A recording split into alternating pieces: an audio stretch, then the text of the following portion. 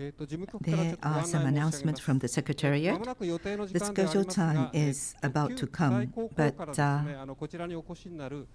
one of the bus which is carrying the people from Futaba, the second bus has not arrived as of yet. Thus, we'd like to have your patience and to wait for a few more minutes. Thank you.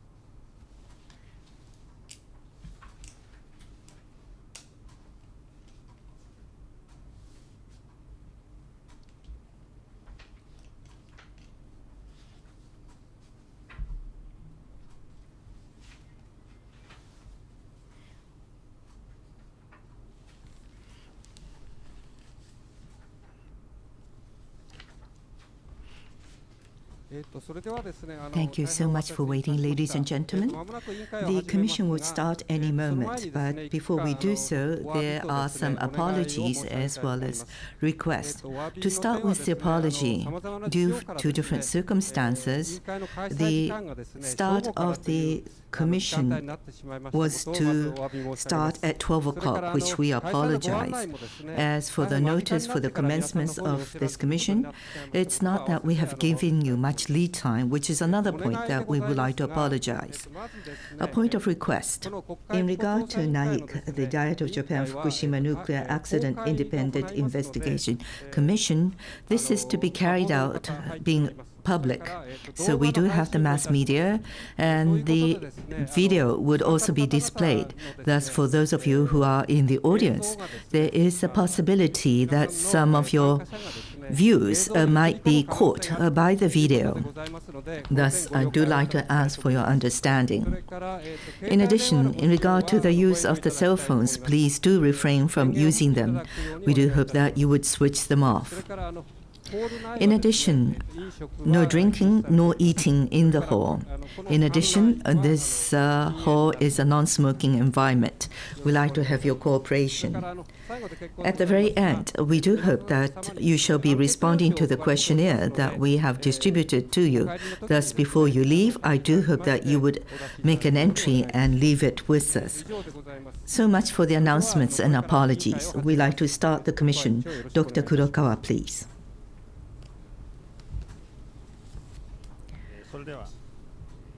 Good afternoon. Thank you for coming. Now we'd like to start the Diet of Japan Fukushima Nuclear Accident Independent Investigation Commission, which is often called NAIIC. This is going to be the third session of the Commission. Today in this Commission, we do have the town mayor from Futaba, as well as to invite the comments from the town citizens, so that for many of you who are evacuated in Kazo City, we decided to hold this very Commission here at Kazo City. It may be that some of you are not aware of NAIIC, maybe not, but this is different from the Government Accident Investigation Commission, and very briefly I'd like to explain to you. I take it that there are a number of materials with you. Please look at document 1, which is greetings to you, as well as to show you the members of the Commission.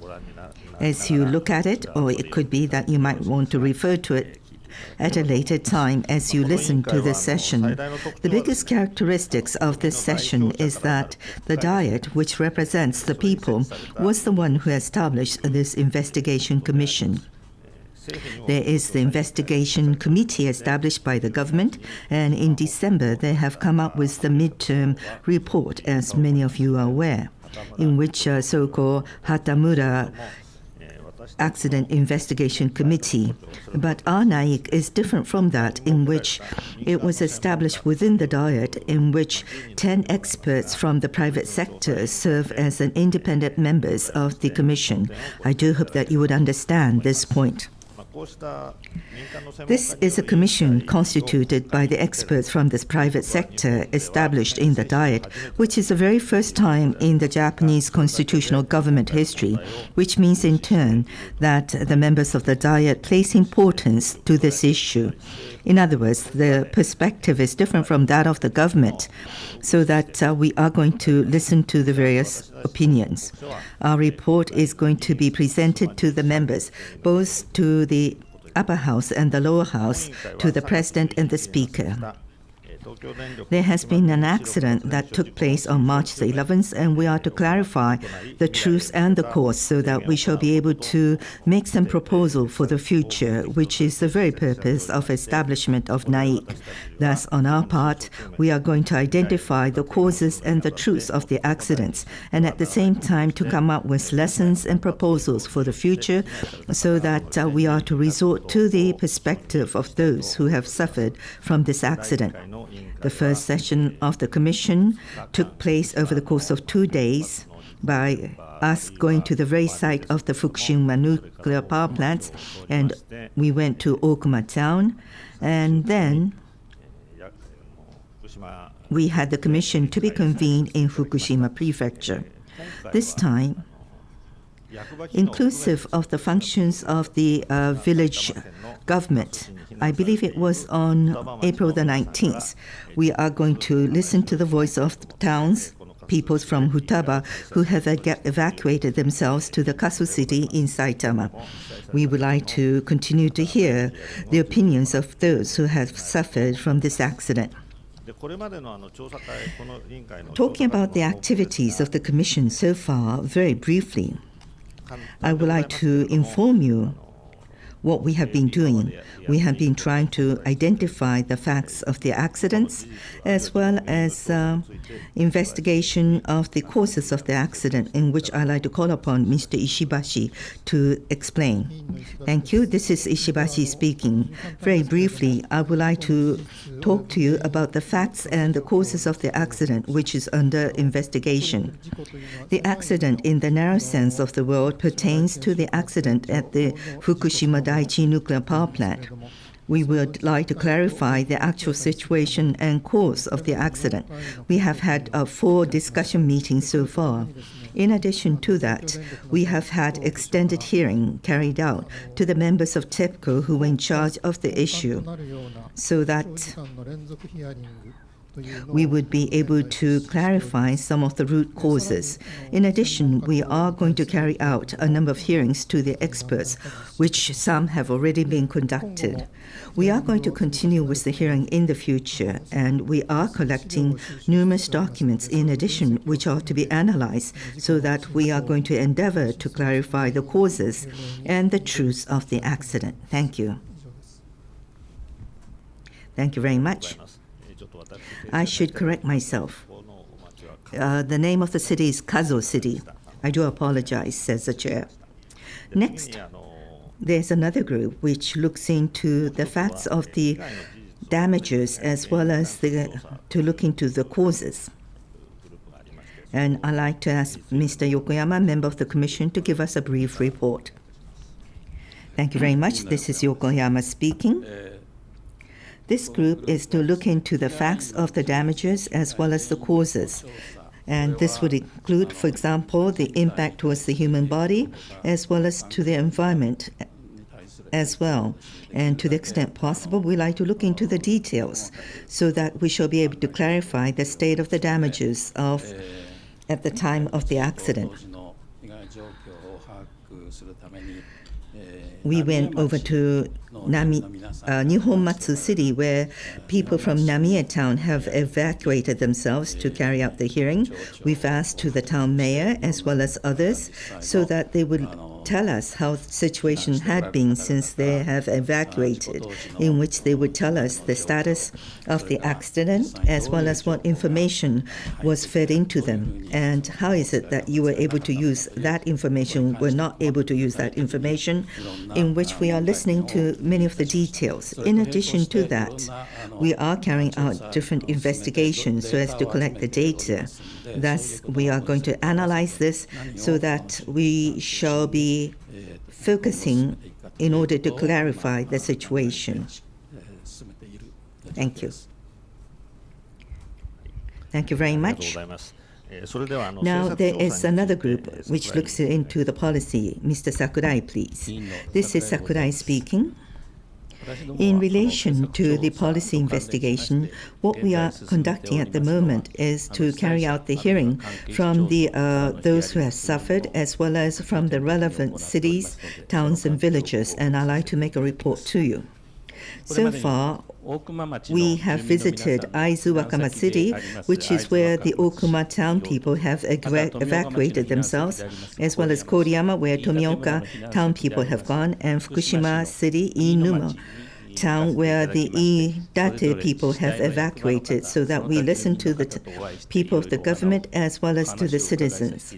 In addition, we have listened to those who have suffered from the accident, and we would like to make this use of this in the investigation to follow.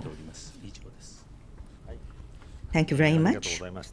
Then I'd like to call upon Mr. Nomura. My name is Nomura. I'm also a committee member. I also perform the duty of the head of this committee. So I would like to make a reporting regarding the activity of the committee as a whole. In this committee, we have been filing report or asking for documentation with respect to the national government and related agencies. So we as a committee, we have been asking for the full support from the Prime Minister Noda and the Mr. Edano, the Minister of Economic Trade and Industry, and other relevant organizations. We have been asking for the full support of the research investigation, and we have been providing the documentation as well. So in recent years, there have been some media report. There has been the nuclear energy emergency response headquarters and other emergency disaster headquarters and the joint response headquarters formed by the government and TEPCO. And this has been later renamed as a joint response headquarters.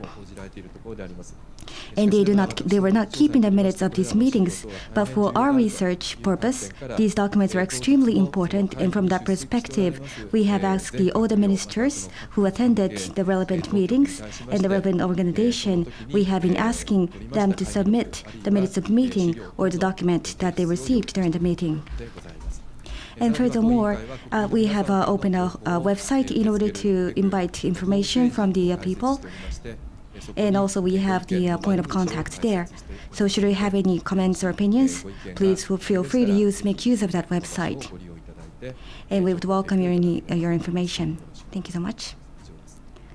Thank you very much. Okay, now we would like to ask the opinion of the town mayor of Futaba town and the town mayor of IDOGAWA. And we would like to actually have the candid exchange of opinions. In this committee, we will be reporting the progress of our research activities from time to time.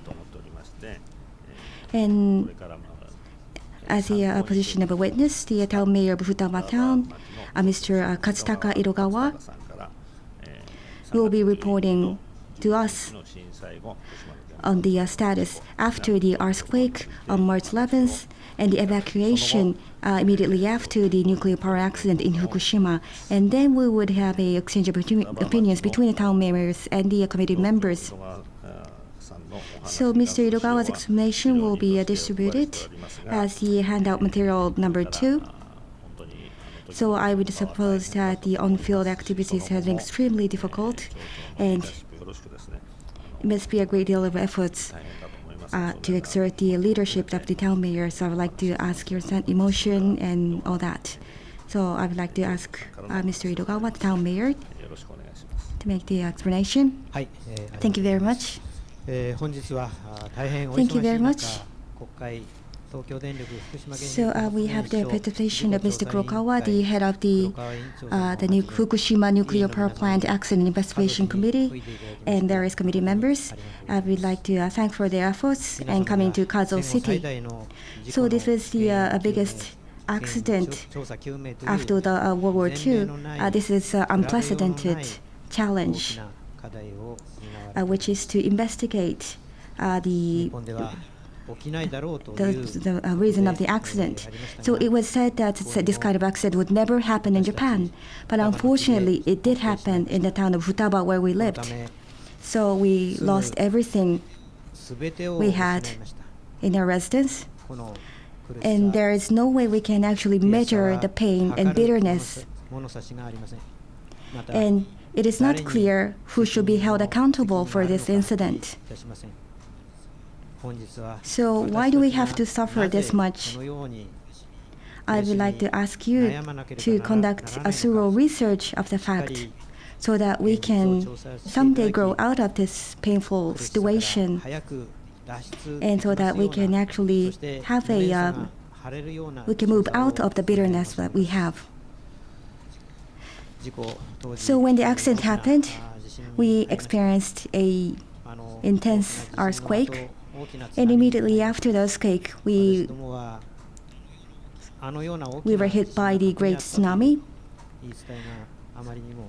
Our ancestors left us with little clue as to such scale of that magnitude had happened in the past, so we were not prepared enough. And 2 regions were completely swept away by tsunami. And because of the accident of the nuclear power plant, Many residents of the town were exposed to radiation because their evacuation were not in time. We were desperate and we evacuated with none of our belongings with us, and it will be almost a year after that evacuation. We have actually gotten instructions about evacuation from the government, but we regret the fact that we have not received any sort of guidance or instruction after the evacuation to the state. So this is a situation before the accident. Ever since I became a town mayor of Futaba, TEPCO or the Nuclear and Industrial Safety Agency have been telling me that the nuclear power plant is safe. Their response was always like this: you don't have to worry because it's perfectly safe. I still hold the recorded conversation with them, which turned out to be critical for us. So this accident is a breach of trust for the town and the residents of the town. And the town residents are in a situation where we never desired. We were compelled to be in a situation which we never desired. This should never happen again. So I would like to talk about the situations and challenges that we faced after the accident. So those who are involved in the nuclear power plants should never cause an accident. It comes from the lax attitude of TEPCO and the lack of the crisis management capacity, as well as economics, which led to this huge accident. Small savings led to a large hole, and there's a lack of social justice. I guess there are only limited numbers of managers who are actually aware of their responsibilities of contributing to the society, and same thing can be applied to TEPCO. The accident happened, and their attitude is quite disastrous. The management of the company cannot be recognized as a member of society because they're so unreasonable. So in order to recover from this mess to the extent early as possible, I guess the only way to recover trust is to ask the board members to leave the company, all of them. My predecessors have actually responded to their request to buy our land, and we have actually allowed them to have a nuclear power plant there. So we provided them with a special interest. I don't want them to say that they've forgotten about it. We've been enduring beyond our limit. We don't want this to continue. So let me make some proposals. Well, the accident did happen. They said that it was beyond their speculation, but it is inexcusable no matter what. TEPCO must be thinking that they did something really, really terrible, and we feel the same way. In order to have a gentleman's agreement, we should have a safe place to stay and an environment that is similar to our previous houses. But the reality is far from being like gentlemen. It is as the offenders or those who inflicted harms upon us are living in their own houses. But we are placed in a situation of the concentration camps, or even worse, we are in an extreme situation. So those who should be punished is not us. It is offenders who should be punished. So I sincerely hope that the consequences will be recorded in the history under a right judgment. And the whole world is looking at the consequence of this accident. So we want the right judgment to be made so as not to hurt the dignity of Japan. Though the victims of the accidents are weakening both mentally and emotionally, so they need a quick rescue as possible. The new president of the company never came to the town to apologize, not for once. As for the recommendation and the reason of the accident, So my proposal for the committee members is that it is critical to conduct the accurate investigation. So I sincerely hope that you conduct thorough research without missing a thing using your own foot. I would like to ask you to actually to find out why this accident occurred in the first place. Without the nuclear power plant, the accident could never happen. Next. What do we wish to be elucidated? There are some questions in regard to the regulatory authority of the nuclear business. The fact that there lacks the minutes of the important minutes is a breach of trust towards the people. Because they did not provide the information that needed to be provided, the people were exposed, and it is the surrender of its responsibility to protect the people. They were in the position to forecast the occurrence of the accident. Thus, we need to clarify the overall responsibility of the state. In addition, we need to look at the responsibility of the licensing authority. Mark I type was pointed out to have some deep problems from the very outset. It is important to have the completion testing, and there must have been many engineers at the regulator's body.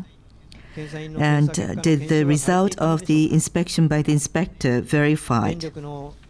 And did you carry out the check of the inspection of the documents provided by the utilities? Was the inspection carried out independent from TEPCO? And are all the inspection records being maintained? What about the confirmation of the quality? How was it done? Be it the configuration, dimension, and materials, do you still have the inspection records in place? Was there a hierarchy of the responsibility in place? Was there not a system in which nobody is going to be held responsible? Was there a capability to forecast and predict? Was it not the utilities who were doing most of the work for the actual inspection? Were there no collusion in the inspection? And was it not that economics was placed first so that the people's voice at the site was ignored? Was there no compromise in the inspection? Were you able to forecast what might take place in the future? And I still don't understand the existence of the role of the off-site center in Fukushima. These are some of the points. I do wish that the Commission would carry out thorough investigation. Next, let me cite the questions toward TEPCO. I would want you to clarify the history which led to the accident. Because of the economy first, maybe the people's voice at the site was ignored. Were there no two organizations, one at the head office and one at the site? The boss would come from the head office, and whatever trouble that occurs during his term is going to be avoided so that he shall be able to return to the head office. Were there no concealment of the information that led to this accident? Were there no other events that were concealed on top?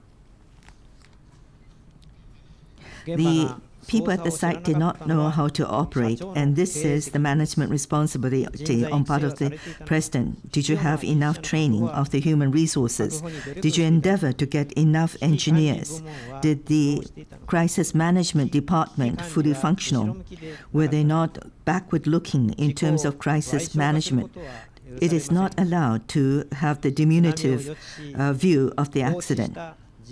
And please do confirm, why is it that you left things so that you were not able to forecast the tsunami? I don't know whether you have the recognition that you are part of the society.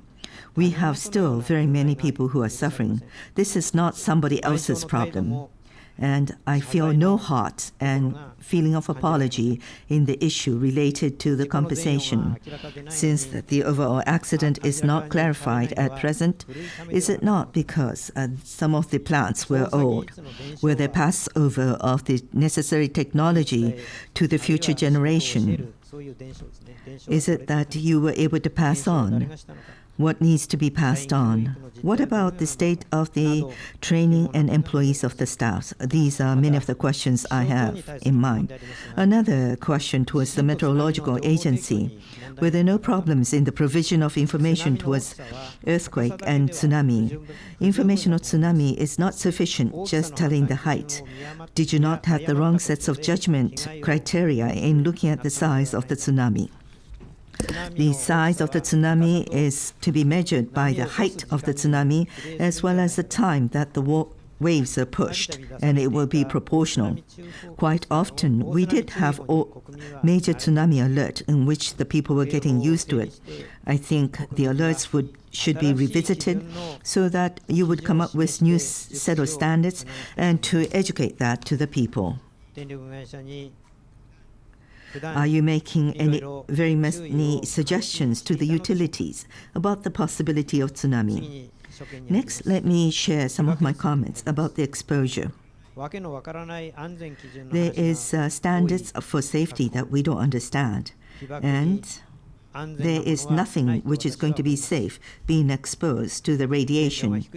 Whether the dosage is low or high, or whether it's an onset or not, is not going to be the criteria to make judgment. And there are no criteria in which the third party can exercise their judgment. We can declare only what we have felt. And furthermore, we have no way whatsoever to prove what we are saying. Generally speaking, 1 millisievert is said to be the limit per year. But there is nothing to replace this, and it is being presented in the trial as well. Other than the radioactivity in the natural world, whatever the radioactivity exposure can be judged to be caused by the accident. In regard to the exposure whilst working, it is exposed in the limited space for the limited time. If you go away from there, you shan't be exposed. So that in this calculation, they accumulate and multiply just the amount and the time. However, in case of the general public, it is around the clock in which you need to measure for the full year. If you mix these up, I must say it is the most irresponsible act. I do hope that you would reflect upon this. Next, about the reporting.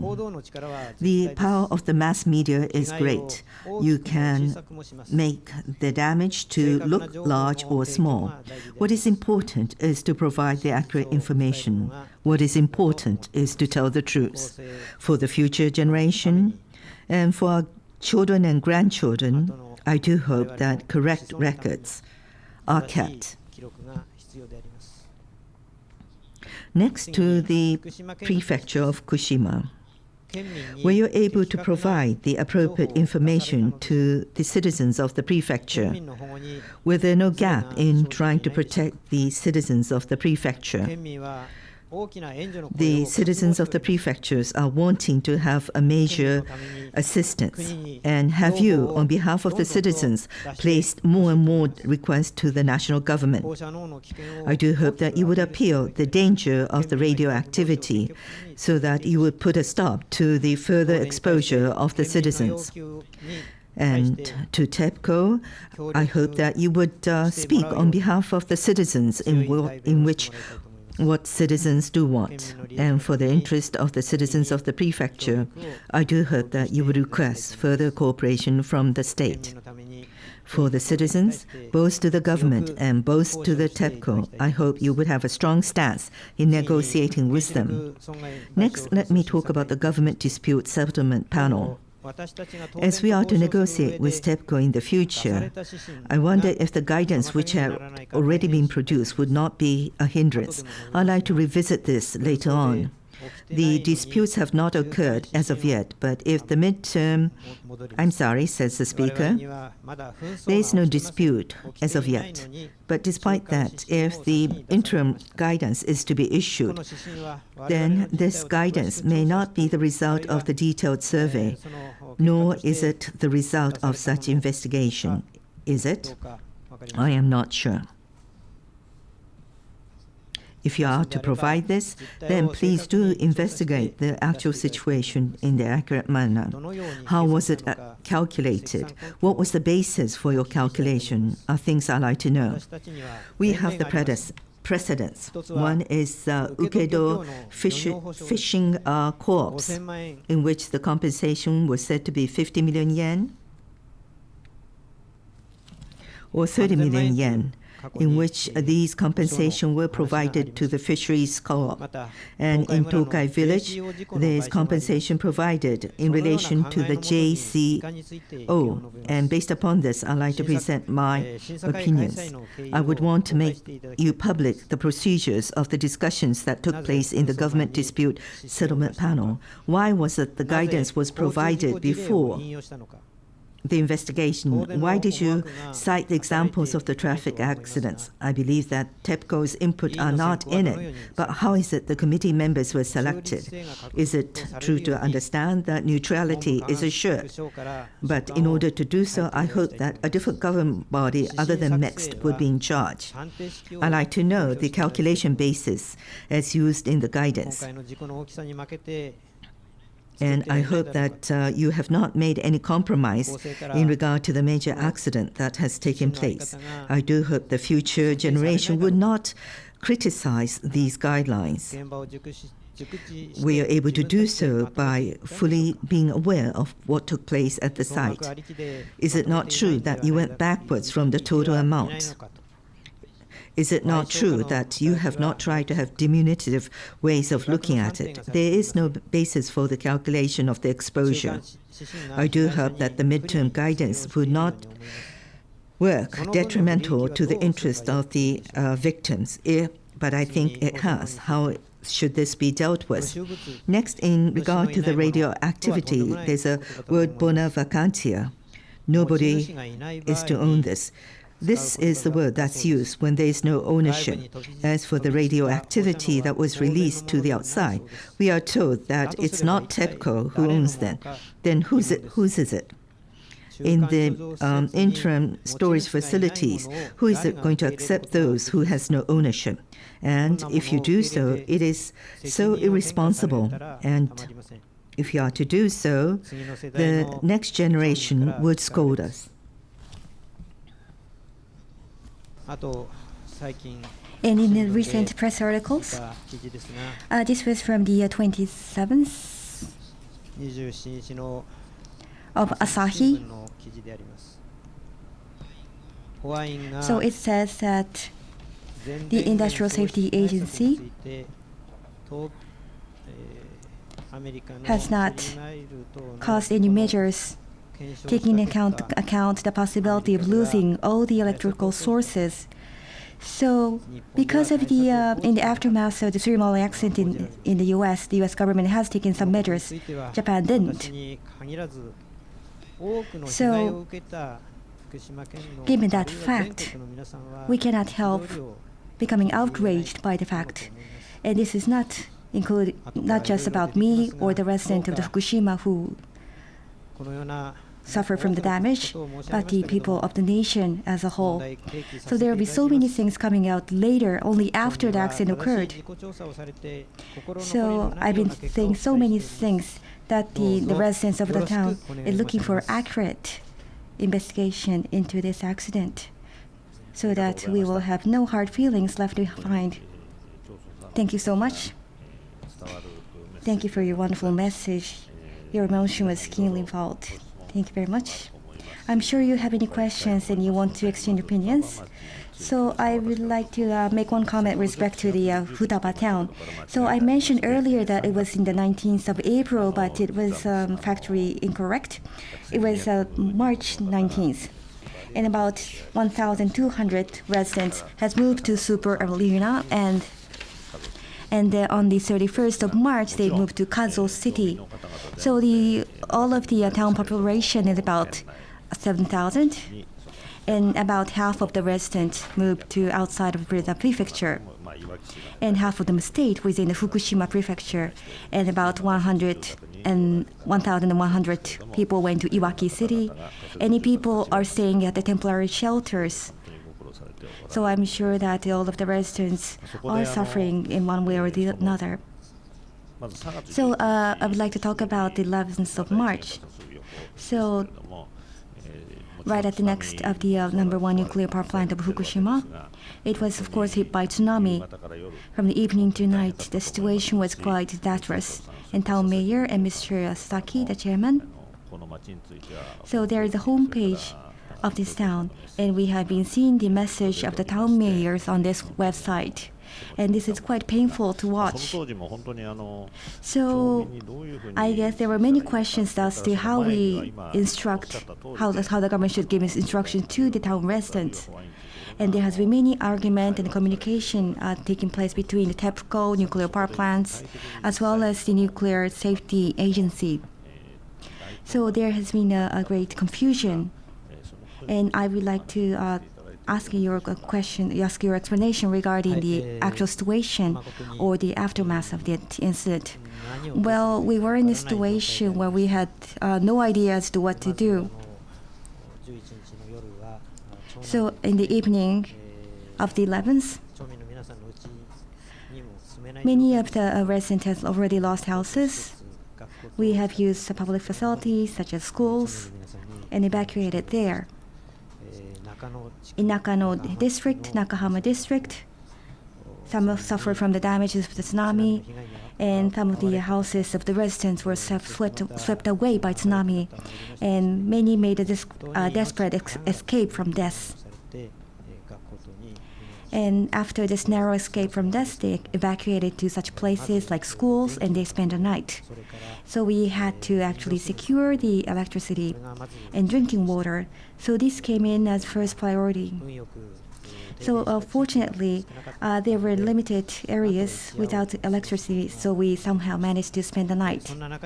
So even despite that situation, the residents of the Koriyama district or the Hosoya district have evacuated to the community centers of their own residents. And I suppose it was around 8 p.m. The evacuation instructions were issued for the residents living in the radius of 2 kilometers or 3 kilometers from the power plant. That is like Hattori or Terasawa. And I was praying that this would end. But at 5:44, the government gave us instructions to evacuate for the residents living in 10 kilometers radius. So this was the critical order. So I cannot remember accurately from that point and onward because of the confusion. I believe that somebody whispered into my ears that the Kawamata town and the Futaba town must evacuate. And I believe it was a message from the prefectural government. So I called around 6 p.m. to Mr. Kawamata, the town mayor, and the town mayor said they would welcome the evacuation of the residents of Futaba. So by using the disaster radio, we asked the residents to evacuate. For some reason, the bus was not prepared for our town residents. And for the neighboring towns, the buses were ready, and I do not understand why. So we never had the opportunity to go back to home, and we shared a car and just simply escaped. And some things were just quite unfortunate that some residents did not fill up the tanks of their cars. And we were not able to use such cars, so we had to share the cars in order to evacuate. And we completely lost the telecommunication. There was one tragedy. And the biggest tragedy is that my predecessors have been saying throughout all these years that we were looking for the improvement of the route 114 so that we can evacuate. Because of the huge congestion of this route 114, many residents suffered the damage of the explosion of the number 1 reactor. So we were in a very miserable situation. So now that we've evacuated to the town of Kawamata, and we asked the support of the relatives, so we were not able to evacuate together, and this was the first occasion in which all the residents were spread apart, so we were not able to use cellular phones. And there was just one fixed line at the evacuation center. And the number of that fixed line came to be known to the people of the town. And many people began calling in to this only one telecommunication line. So we were not able to use this fixed line because there were so many calls coming in. And I understood how important it is to maintain the line of communications and the traffic infrastructures that must be dealt long before the accidents or the disasters were to take place. And I wish that I had conducted emergency drill every year. Thank you very much. I'm sure that the panel members have many questions that they might want to ask. Just one thing. So how did you get the first pieces of information? So I'm sure that as a town mayor of the town with 7,000 residents, things must be really, really difficult. So how did you get the information as to what is happening on site? Because the lines of the communications were cut to a certain extent. So I'm curious as to how you get the information from the prefectural government as well as from the national government. Well, immediately after the evacuation to the Kawamata town, the first thing I asked was the screening or the test in order to measure the radiation. So we have actually asked it to the disaster response headquarters of the prefecture, and we have set the time and date. So we were supposed to have the screening test at 9 o'clock the next day, but the person never arrived. Another person did not come, even in the evening. So I was outraged. So I drove to the prefectural government office and to the disaster response headquarters. And I was really frustrated. But upon my arrival at the headquarters, the situation was in a completely chaotic situation. So I saw that there was kind of an unavoidable confusion. Well, this is something that we experienced. The information came only from the TV, and that was the only source of information. The number one reactor had already exploded, and number three reactors were in a critical situation. So I spent several nights without sleeping, and I was looking at the dosage meters, and I always carry the dosage meters with me. And I looked at the explosion of the number 3 reactor. And I was also concerned about the fuel storage pools and so forth. So ever since the instructions to evacuate, there were only few contacts from the government. I'm sure the government was willing to have some contact with us, but because of the communication measures were unavailable, we were not able to do so. Thank you very much. I would like to ask the panelist. Yes, my name is Sukurai, the panelist.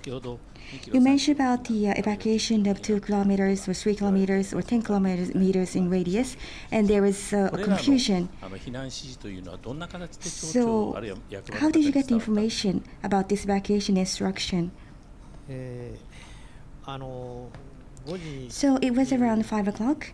I was still in the government office building, and in the night hours, I went out to the residents who were evacuating to check their situations.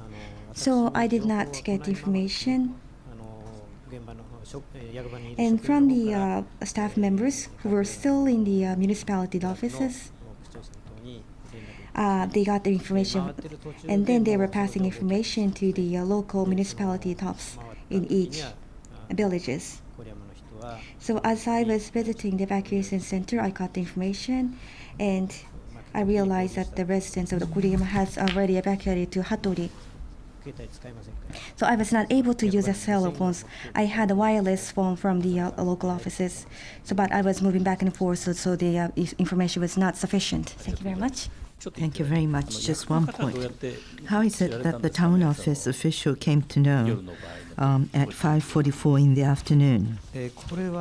This is something that I have not confirmed myself, but I think it was the prefectural government or the prefectural countermeasures headquarters. Thank you very much. The reason why I asked the question is that they didn't get the information, and they got the information from different channel. Especially, many said that they got the information from the mass media. As you have said, Mr. Mayor, there was disruption of telecommunication, which was a major issue. Thank you very much.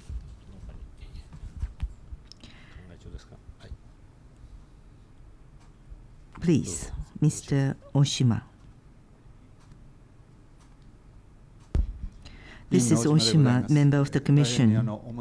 Thank you so much for very serious points that you have raised.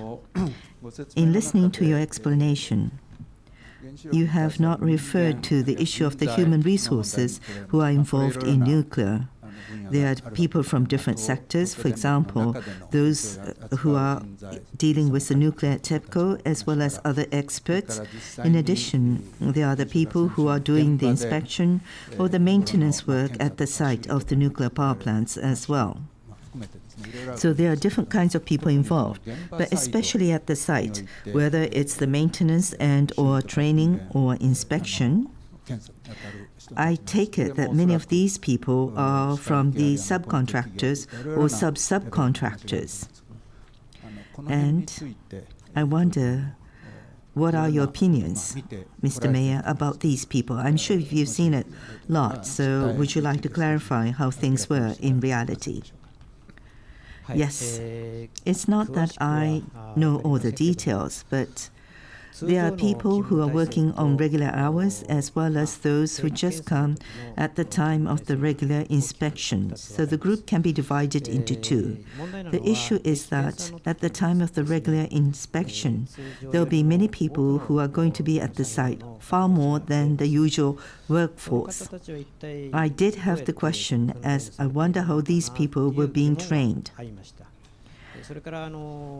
At the same time, there is the complexity in how the work is being subcontracted.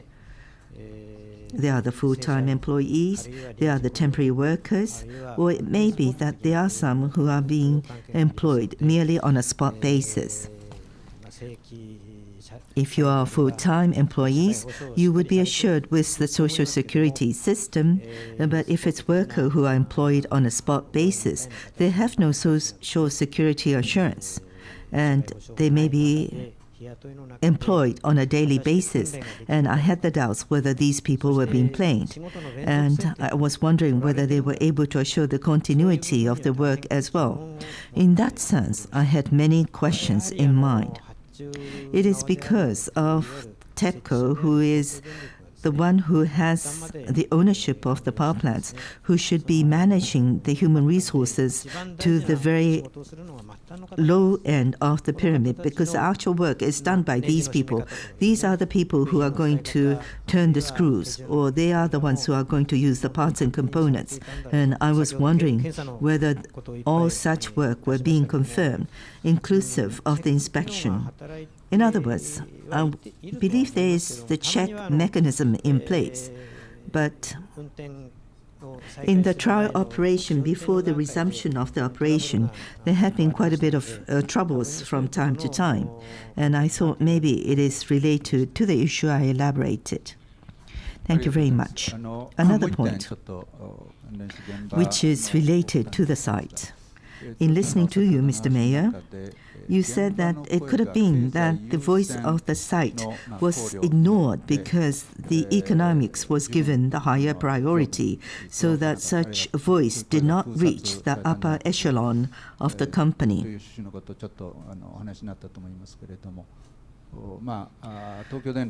TEPCO, of course, is a private sector, so they do have to consider the economic aspects of their activities.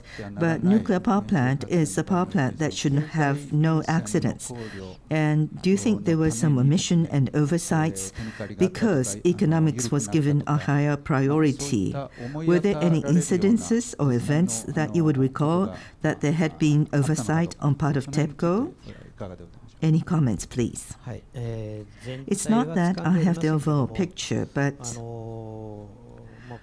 it's not that I have confirmed the numbers as well. But if you shorten the time required for the regular inspection, I did hear that TEPCO would give you some kind of rewards.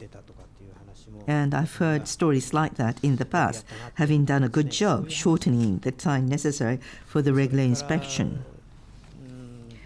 Furthermore, in regard to the proposal, whether it went up in the hierarchy or not, I did have the feeling from time to time that it was not communicated to the top management. So I did have doubts as what was truly taking place, as I said earlier.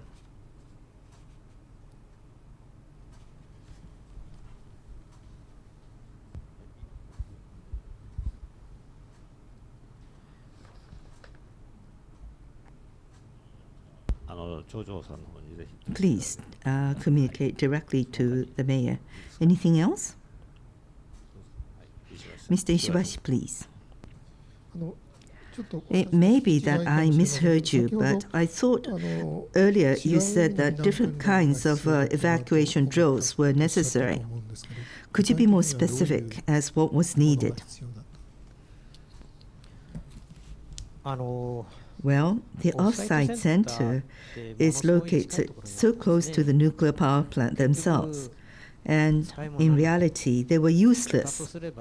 So they should have considered where to place the off-site center, and I think they should have considered that.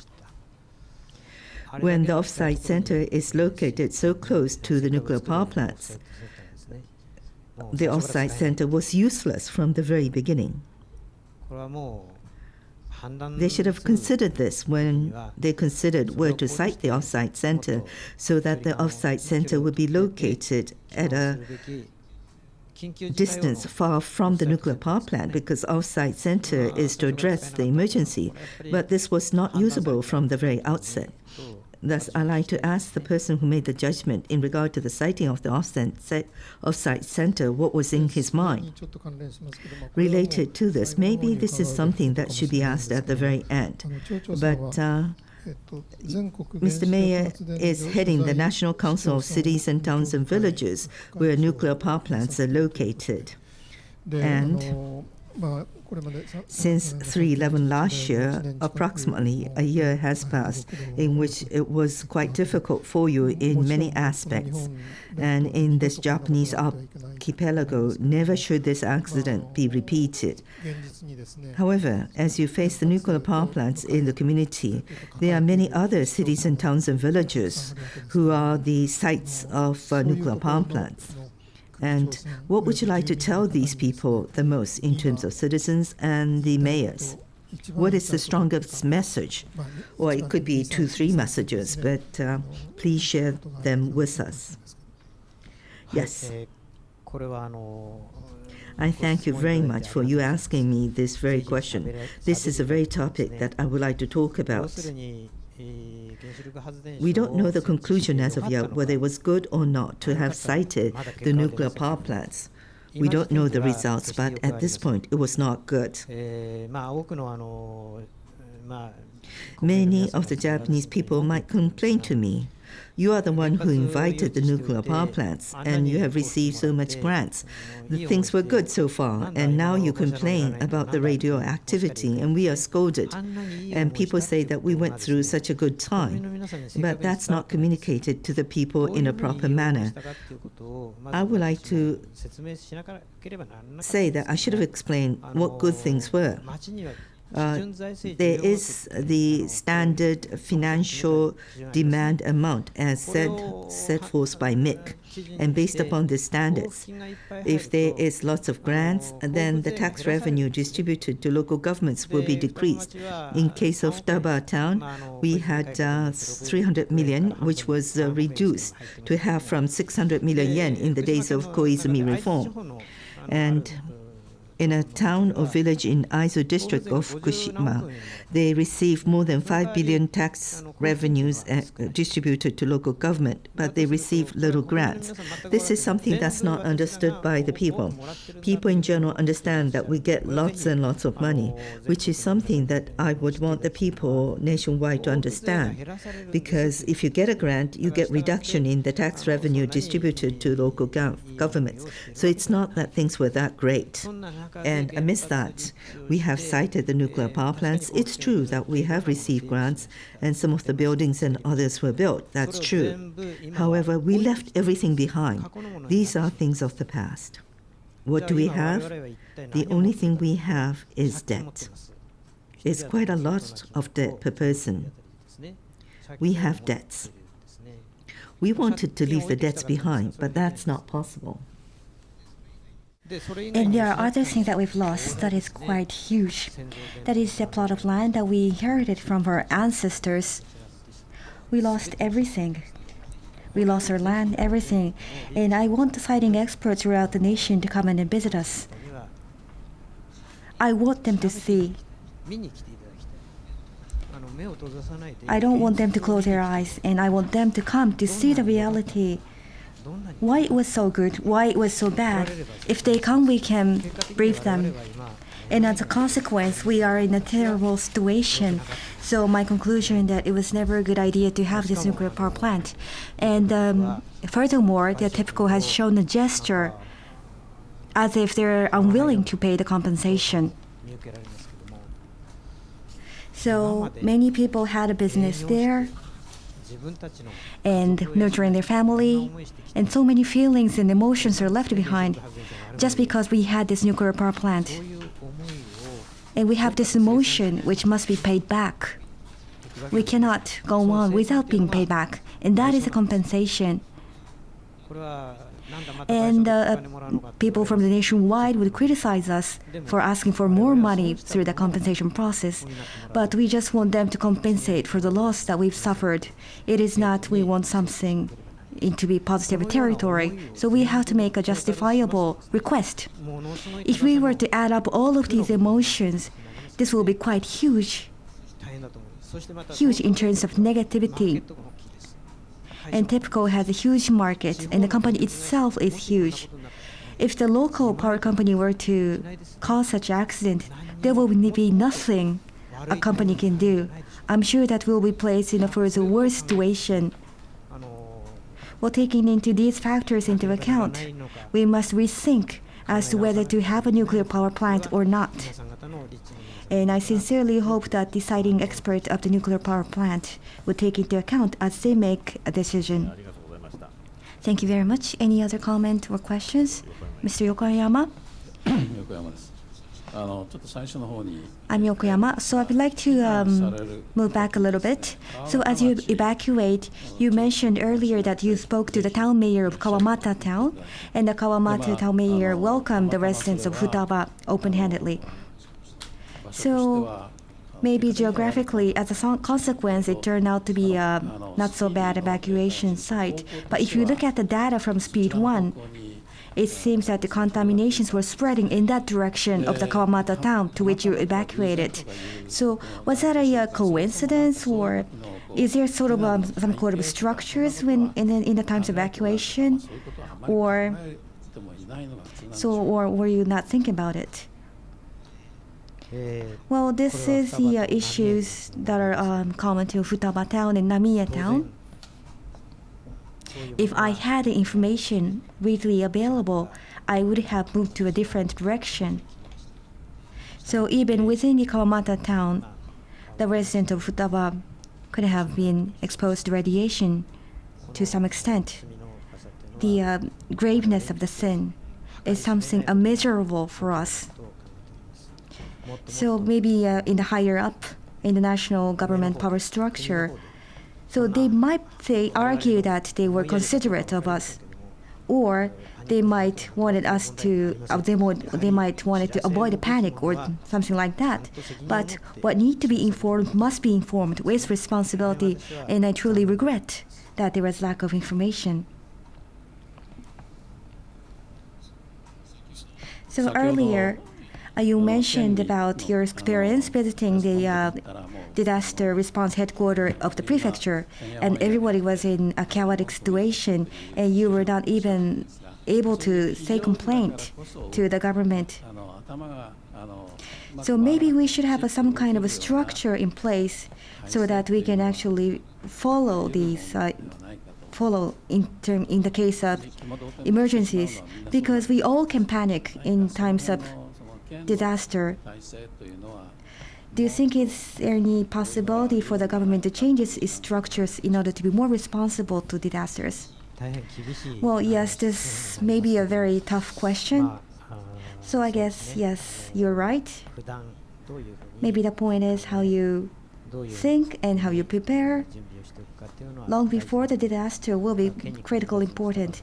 This should be not confined to the prefecture, but same can be said for the Futaba town as well. And the Fukushima prefecture was hit by tsunami, the earthquake, and the accident of the nuclear power plants. So we have one more challenge compared to Miyagi prefecture or Iwate prefecture.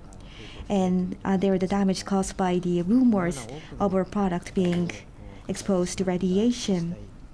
So even with that level of disaster or challenges, I do not know whether other prefectures were able to respond to such crisis better than we did. I don't think that can be easily said. But what I told the Governor Ueda of Saitama Prefecture, what I told him was that we, in the Fukushima, is in a very difficult situation. So we are asking that some neighboring prefectures to actually bear the burden of the works that are being done by Fukushima prefectures. If they can just take away some of the workload from us, that will be greatly helpful for us. If similar incident were to occur in Saitama Prefecture, I'm sure the situation of Saitama will be same as that of Fukushima now. So maybe we should have this system to allocate the responsibilities in times of emergency so that we can help each other. And I asked the governor to urge the national government to come up with that kind of structures. So the people talk about the revisions to the disaster rescue law, but it is outdated. We have to make more positive changes. We have no reasons to be in a temporary shelter, but the law designates us to do so, and I'm quite unhappy about it. I'm quite angry about it. So like I said earlier, the members of the TEPCO should give their housing to us so that the employees of the TEPCO can be in the temporary shelters. So this accident did occur, even though it has been said that it's an accident beyond speculation. But everything was refunded in the existing law. So many of the residents of the town is so frustrated and asking me to do something, and I'm sort of trapped in between, and there's nothing I can do. But maybe using this accident as a trigger, I sincerely hope that the system of the nation in responding to the crisis should be reviewed as a whole. So you mentioned about the responses through the existing laws and regulations. So is there any cases in which responded to the crisis beyond the legal restrictions? Well, I must say there were some cases. We have been actually expanding the interpretation of the disaster rescue law and the territorially supplementary budget, and there's some special zoning and so forth. Many things are coming up, but all these projects would take time. So maybe it is not we're expecting to see the next disaster, but we wish that we have some level of authority and the fund or the budget that we can use freely in order to cope with the critical situations in a swift manner. And we need a system which enable us to respond immediately. And as for the temporary shelters, I was quite opposed to the idea of putting our residents into temporary shelter from the outset, because that was not the precondition based on which we have approved the nuclear power plant in our city. And the staff of the town government has been responding to the needs of the residents ever since the 11th of March. So compared to other regions, in which staff members of the regional governments do not have to do that. There are the huge disparities in terms of economic growth. It is a huge disparities, even as I speak now. So I asked the Prime Minister Kan to create the village without any residents, because Japan is the archipelago written with disasters. So if anything happens, all the residents can simply move into this village, so that we can have some continuity from the day one, even if the location is different. And I told the story to Prime Minister Kan, and he said it was a great idea, and if there's a plan, he would take a look at it. But it left the position without seeing it, so it's quite regrettable. So I would sincerely hope that the system be changed fundamentally using this accident as a case study. Thank you very much. The mayor was saying earlier that you asked to TEPCO whether nuclear power plants are safe or not, and you always try to confirm that with TEPCO. What about the citizens? Did they have the sense of crisis? Did they feel that this kind of accident could possibly occur? When I heard the opinions from other citizens, there is the public relations hall of TEPCO, and since little they visited this hall and they were educated that nuclear power plants were safe, so it never crossed their mind that such a major accident would take place. This was the voice of the majority. Any comments in regard to the awareness towards the crisis? I think it was difficult to share this sense of crisis with the citizens of the town, because the public relations employees of TEPCO would go around saying that nuclear power plants are safe. And that's the message that they have given us. And each time and every opportunity that they can grab at, they were publicizing that nuclear power plants were safe. The public relations was the public relations of safety. Some people did know of the possible danger, but even if you do point out the danger, that was such a small voice that was unheard of.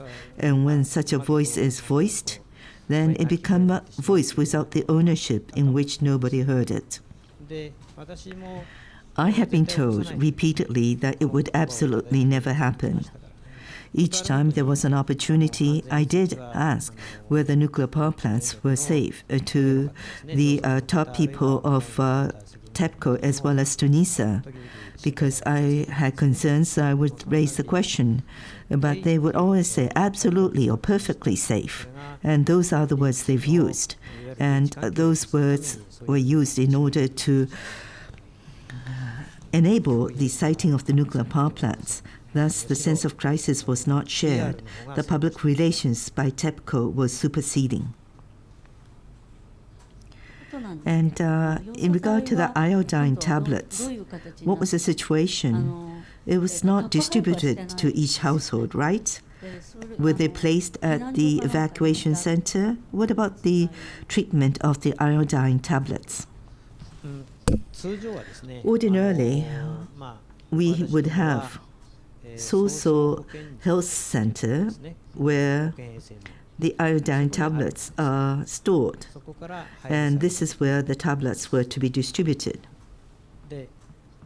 Many of the citizens of Futaba town have evacuated themselves, and they were given the iodine tablets when they arrived at Kawamata town.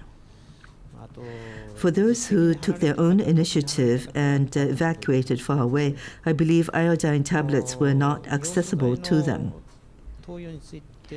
I'm not too sure where the instruction came in regard to the iodine tablet, but I do know it was distributed, so people did take it.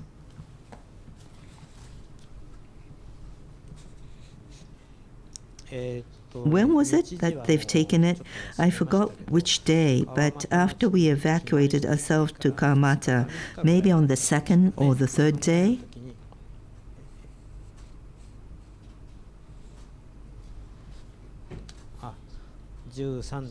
Yes, if it's the 13th, it's immediately after, wouldn't it? Are we ready to move on? says the chair. Mr. Tanaka. This is Koichi Tanaka, member of the commission. This commission is to clarify the causes of the accident and to come up with the proposal for the future. I believe what I'm about to ask is related to two. The key word is the absolute safety, which is not possible and which will be in contradiction because sciences and technologies are not perfect. But Mr. Mayor, yourself is involved in the engineering-related activities other than being a mayor. So you felt it was a contradiction, and you felt it was odd that they would stress it's absolutely safe. And you've been voicing that you have been concerned for some time. Because it was said it's, quote, absolutely safe. Maybe it was that there were delay in taking the necessary measures. For example, the treatment of the iodine tablet. It could be that there were other measures which were delayed because of the word absolute safety. I would say a lot. First of all, I was not able to keep the promise with the members of the town. If something like this happened, we should have set forth the demarcation of the roles and responsibility and what needs to be done. Because we were told it was absolutely safe, and if it's not absolutely safe, you would assume the possible accidents and then discuss what needs to be done should an accident take place. This time we had lots of problems with the communication, and we were not able to communicate with many of the citizens for some extended time. We had no measures in place as what to be done in such a situation. In order to have the crisis management, what is important is to be able to forecast and to have the necessary countermeasures in place. And it was not the case that we had all the necessary measures in place.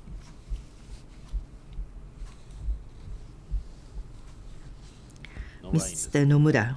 Yes, this is Nomura, member of the Commission.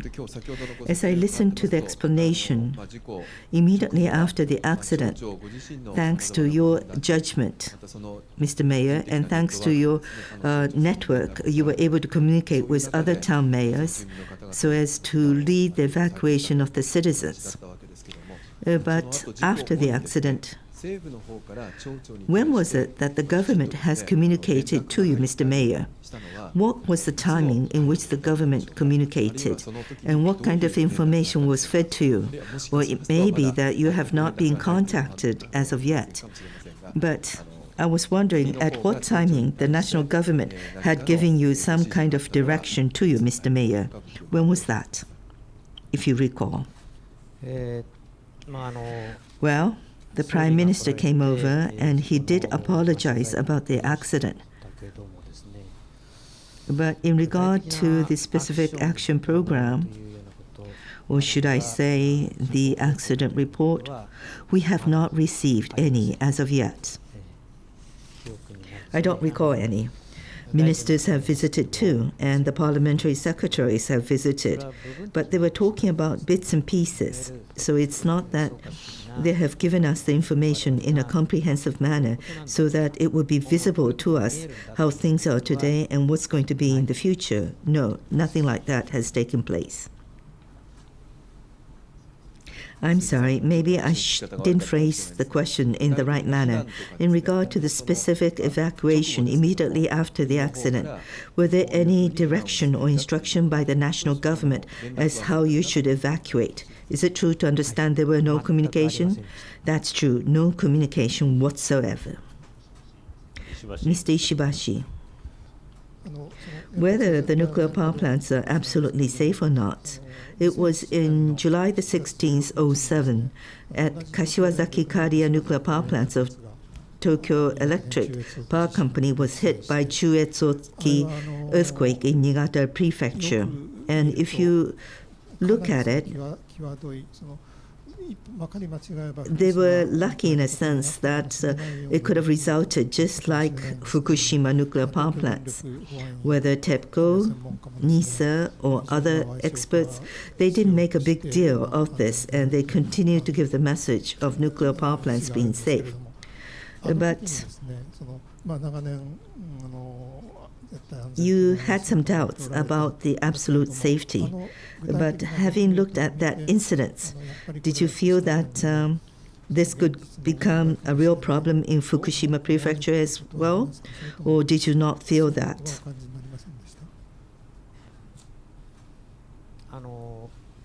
I did feel it's quite scary. But the size of the tsunami was something that I could not, to be very honest, understand. We did have alerts of major tsunami quite often, but usually they ended up in 50 or 60 centimeters where we lived. So even if you say it's a major tsunami, I thought that probably it would be 5 or 6 meters at the most. Even so, that would be a major tsunami. The max would be 5-6 meters, we felt. So we didn't even think of the gravity of the accident that has taken place this time. At Kashiwazaki, things were quite serious, in which the fuel storage pool was overfilled because of the waves. However, the size of this accident was something beyond our imagination. So we are aware that that session will be, there will be 10 more minutes of session between the town mayor and the panelists from the panel. And after that, we'd like to invite the participation of the town residents. And I'd like to take the questions after that. I am Hachisuka. So I would like to thoroughly take your advice or the proposals made to this panel, and I'm firmly convinced that that is the reason I'm here today. So as was the case in the first meeting, as you mentioned, you have to actually ask the diet members or the panelists to see the actual site. So they are starting from the first step. We've been asking the panelists to come to the site or the on-field experience of the decontamination efforts and so forth. And we have been conducting hearings, and each panelist are actually going on-site in order to hear with their own ears. And if there is anything inaccurate, we would like to make the corrections. As Mr. Mayor has mentioned in his presentation, there were some heartbreaking stories in the things that you've said. So sometimes I feel it's very difficult for me to do this job through the position of a panelist and not as a single resident. But because of that, I would like to take a sincere attitude so that there will be no inaccurate reporting will be made in these committee meetings. Mr. Yokoyama, the panelist. So, Mr. Mayor has repeatedly made a request that this incident should never happen again. And earlier, I think we have discussed over our meals. So, since you have some technical background, what was your impression looking at the actual site? What kind of improvements can be made? What kind of reporting regarding the improvement are being made? Well, this seems a rather vague question, but for instance, the number one reactor is 40 years old, and the technology must have changed significantly. And based on the experience of Kashiwazaki plant, has there been any improvement made in that reactor, taking into the advancement of technologies? Have you been reported of such improvement in Fukushima plant? And given this experience, what kind of improvement can be made? Because it's there, because there are 50-some nuclear power plants existing in this country. So there must be some improvements made, despite various discussions as to whether these power plants should exist or not. What kind of policy directions are needed, in your opinion? Well, passing on the technologies or the emotion may be different, may be difficult. So in the school education, I added the word urging the children to become a person who is wanted in the society, to grow up to be adult, to be a member who can contribute to the society. You have to be a professional in some field. And if you want to become a professional, well, zero base might not be the right expression, but you have to build up your skills and knowledges. So some things are not so easy that you can deal with just with a paper license or just with a piece of manual. So the TEPCO has the system which would require the employees to retire at the 55 as a mandatory retirement age. And I felt it was risky from the outset. So maybe the company should have a separate office of advisors who have the knowledges regarding the construction of the nuclear power plant from the initial stage.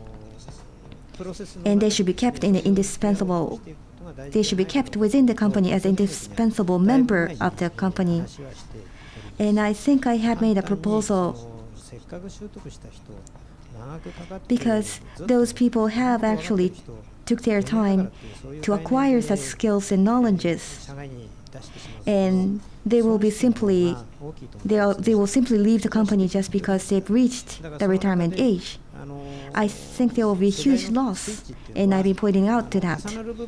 So in order to pass on the generational or in order to pass on the accumulated knowledge among different generations, the more overlap, the better. So we often say that the welding process can be quite vulnerable. And I've been pointing out this point to TEPCO from time to time, but I'm not sure if such improvements have been made within the company or not. So I've always asked TEPCO, is everything okay? Is the technology has been passed down to the next generation? And they would always respond to me, yes, we are doing that. They never responded that they have not. But in that critical situation, the staff at the nuclear power plant did not know how to operate the power plant, so it's kind of out of the question. So may I ask just one comment? So with respect to the interim storage and so forth, there has been that is located right next to the nuclear power plant. I'm sure that it was very difficult. So I believe that the Futaba town is considered to be a candidate to have the interim storage facility in the government's thinking. So I believe that there were some requests made from the Minister Hosono or Prime Minister Noda. So what is your opinion regarding the request to create an interim storage facility in Futaba town? Well, this is a critical question. So I guess the one thing is the reason as to why. Like I said earlier, in the trial or in the court, the radiation dosage should be the radioactive materials will be treated as the bona vacantes or the articles without ownership. So why do we have to take over the such articles without the ownership? Would that be a harm to our children or grandchildren? And they're saying 30 years, and they've already asserted that to be 30 years. And I want to know why they have calculated it to be 30 years. And there has been no mentioning about the final disposal site. So all they are saying that all the radioactive materials will be coming to us, and the advanced disposal will be made, and only the volume that can be carried by one vehicle will be taken out from the interim facility. That is outrageous. So we need to have the definition.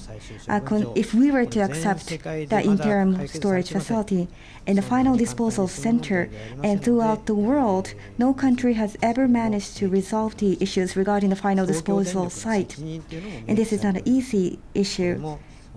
And this has to be stipulated in the definition based on which the interim storage facility will be built. And there is no responsibility of typical stipulated in this document. It must be stipulated as well. So it's like the Ningyo Cliff incident in which the residents of the local area filed a lawsuit against the government. And the government lost the lawsuit in the court of first instance, and the case went all the way up to the Supreme Court. So the government had made a request of the resident to actually get uranium from the Ningyo Cliff. It first started with a request, but ended in the courtroom. So we cannot leave this issue as this is. There are some comments that we should actually create this facility in Futaba town. It seems simple, but if we were to just make a decision based on the money, this will be same as a nuclear power plant incident. So we have to be very deliberate in carrying out the discussions. Okay, so we'd like to take a break for about 10 minutes. So the residents were 7,000 in Futaba town, but ever since the night of the 11th of March, those residents have been suffering the hardships. And you, as a mayor, has been displaying leadership. It must be quite difficult for you to deal with that situation. And earlier you mentioned that you have to have a bigger framework and the blueprint for the future. Otherwise, all these small recommendations cannot solve the issues. You have been making repeated requests for a more comprehensive picture, and I fully agree with you. And the town has a long history, and we have to look things from a broader perspective. And as you mentioned at the very last, in other countries as well, there has been no solutions made regarding the final disposal site. And you're finding trouble with that. And I'm quite impressed with your knowledge and insight into this issue. Mr. IDOGAWA, and as well as Mr. Sasaki, the chairman, I'm sure that your hardship for the resident will continue into the future, but I learned greatly from your proposals. Like as Ms. Hachikazu mentioned to us earlier, I'd like to take the comment from the people who were actually hit by the disasters to the extent possible. Thank you very much for your precious time. We would like to take some break, and we'd like to move on to the exchange of opinions between the town mayors, chairman, and the residents. Thank you so much.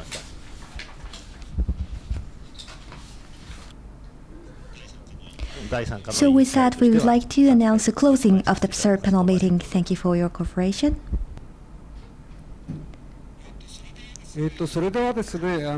So we would like to take a break for about 10 minutes, and we would like to